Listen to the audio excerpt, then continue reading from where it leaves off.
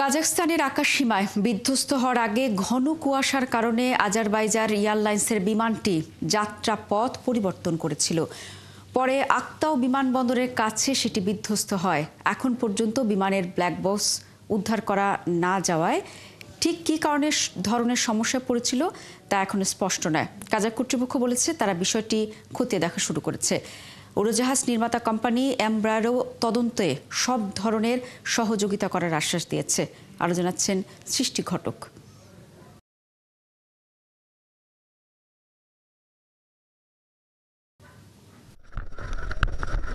কাজাখস্তানের আকাশসীমায় embryo 190 বিমানটি বিধ্বস্ত হওয়ার সময় তার পাশেই কাজ করছিলেন একদল বৈদ্যুতিক কর্মী। ভয়াবহ এই ঘটনার সাক্ষী হন তারা। সবার আগে তারাই গিয়ে বিমানের আহত 15 জনকে উদ্ধার করেন। জরুরি কর্মীরা উদ্ধার কাজ শেষ করেছে।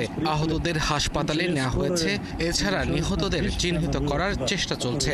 এই মুহূর্তেই বিমানটি বিধ্বস্তের কারণ স্পষ্ট করে বলা যাচ্ছে না, তবে বিশেষজ্ঞরা পুরো ঘটনা খতিয়ে দেখছে। আশা করি শিগগিরই পুরো ঘটনাটি জানা সম্ভব হবে।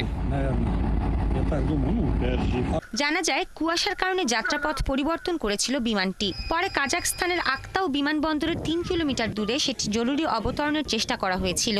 এ সময় বিমানটি বিধ্বস্ত হয়। বিমানটি ঠিক কেন বিধ্বস্ত হয়েছিল তা এখনো জানা যায়নি। আমরা বিমানটি বিধ্বস্ত হতে দেখে ছুটে আসি।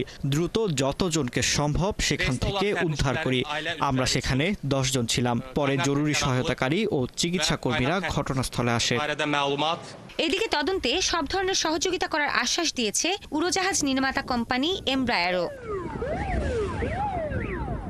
রাশিয়ার এভিয়েশন কর্তৃপক্ষ বলেছে, প্রাথমিকভাবে পাওয়া তথ্য থেকে তাদের ধারণা পাখির সঙ্গে ধাক্কা লাগার পর পাইলট জরুরি অবতরণের সিদ্ধান্ত নেন। উদ্ধার কাজ দ্রুত এগিয়ে নিতে উদ্ধারকারী ও মেডিকেল টিম পাঠিয়েছে মস্কো।